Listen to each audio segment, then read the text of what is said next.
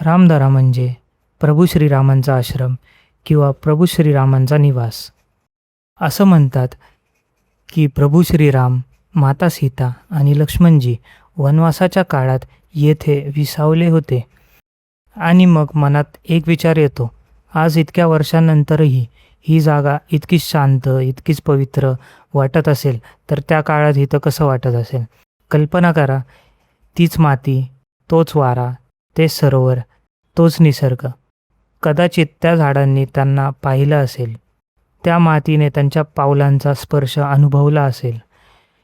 हे सगळं विचार करताना रामदरा फक्त एक ठिकाण राहत नाही, तो एक अनुभव बनून जातो. या गोंधळलेल्या जगापासून, रोजच्या धावपळीपासून दूर. ही अशी जागा आहे जिथे मी नेहमी येतो आणि नेहमी येत राहीन. रामदरा हे फक्त एक नाव नाही, तर मनाला शांत करणारा एक अनुभव आहे.